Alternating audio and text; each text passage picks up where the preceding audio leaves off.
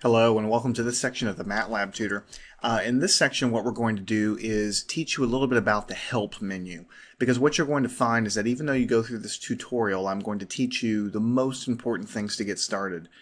There's going to come a time when something you need to do is not covered by something that I've talked about, and you'll need to know how to go off and get help.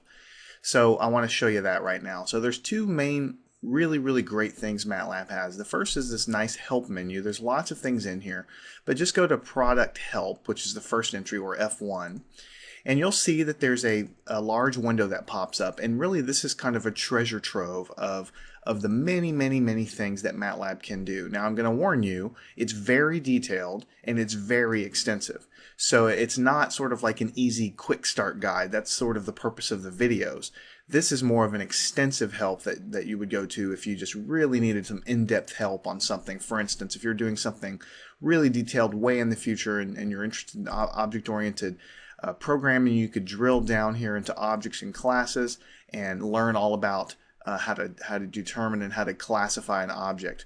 And it will give you sort of some example syntax and sort of some general ideas of how it works. Now, by the time you get into these more complicated things, you'll understand what MATLAB is telling you here. And usually they'll give you some simple examples here. Now that's sort of like a complicated thing. You can obviously drill down into the help as far as just sort of browsing, but usually when you come in here, you're trying to search for something. So let's say that you needed to plot something and you've sort of forgotten exactly how to do it. So that's a very common thing. So you might go into plots, you type plot in here, and before actually hitting enter, it'll give you lots of suggestions. Lots of different things down here. Let's just go right now for the basic plot. So we'll go ahead and click that. And it's got sort of, again, some relevant results on the left. One of them is highlighted. And on the right, we've got the function plot. And it says it's a 2D line plot. And it gives us some syntax for some various different cases. You can use the plot command in many different circumstances. And it gives you a description. And if you scroll down here, usually it'll give you an example. And that's what we have here. So what it's got going on here is it's defining x in terms of negative pi to pi, and then in increments of 0.1, and then it defines the y values as the sine of x, and then you plot x and y together. Now you can actually copy these things out, right click, hit copy, go to your MATLAB window, and you can just paste these things right out of the help browser here. This is exactly what we did, and it'll basically recalculate the result. So that's really handy. Let's go back here real quick. Let's go back to plot, and let's go to a little bit more of a complicated example. That was pretty simple. I actually showed you something very similar to that in a previous video. Here's a more complicated looking graph. It's got these big squares, dotted lines, and everything else. So I'm going to right click, hit copy, go in here and hit paste, and hit the enter key. Up comes the plot window, and here's what we have. Now notice what we've got going on here is a very, it's very similar. We define x in terms of negative pi to positive pi in increments of pi over 10. We define the y values as this is a function. It's the tangent of the sine of x minus the sine of the tangent of x. So this is just defining the y values for each corresponding x value. And then we plot x comma y. Everything else in purple is just changing what this graph looks like. So before it was a nice smooth black line, now it's a red line, the line width is different, it's dashed, and the points are giant green squares. That's really what's going on with all of these things in purple here. And that's what you'll find in MATLAB is a lot of times you'll need to pass it these extra information in the function to get the plot to look the way you want it to look. But that's a quick way to use the function, the help browser here. Let me show you a couple other things here. Let me clear the screen. CLC. If you notice to the left of your double prompt, you see FX here.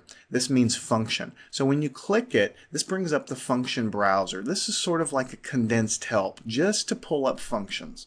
Because the real help has all kinds of other information. This is basically all the functions here. So if I want to type in, standard deviation. All right, and it searches everything in the functions that we have. STD apparently calculates the standard deviation. I hover the mouse over it, and it tells me it's a standard deviation. Where x is a vector, it returns a standard deviation using the function above. So STD should return the standard deviation. So let's go and just quickly define a vector. You'll learn that vectors in MATLAB, anytime they talk about vector, it just means a list of numbers. And we've been doing that before, actually, so we'll get into all this stuff in more detail later, but let's just do a simple vector 0:10. That just means I'm going to make a list of numbers from 0 to 10. And you can see when I hit enter, 0, 1, 2, 3, 4, 5, all the way to 10, when you enclose them in brackets, the first number colon last number, that just gives you the endpoints and it increments it by 1.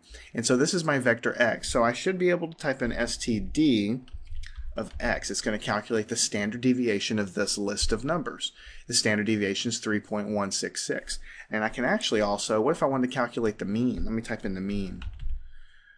Okay, here's a mean. I'm just hovering my mouse over it. It says mean returns the mean values of the elements of an array. So I can actually double click this function in the help browser. That's going to put mean up on the stack here in the command window. Mean of x, hit enter, the mean is 5. So I've quickly defined a list of numbers, I've calculated the standard deviation, I've calculated the mean. The help browser is a good way you can get that information in here.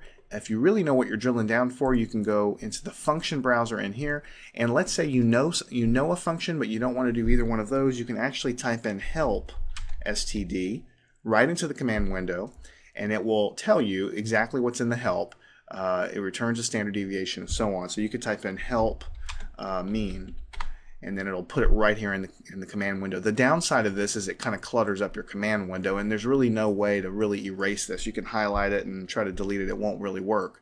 So really what I prefer to do is use the help browser or the function browser, which is right here next to your command prompt. So that's how to use help in MATLAB. Just take a few minutes to get to understand how it works. If you have no idea what you're doing and you're just kind of browsing around, go to the help browser. You can usually find what you're looking for. If you have some idea, then you might want to, and you know it's a function, you might want to just go into the function browser, which we showed you there.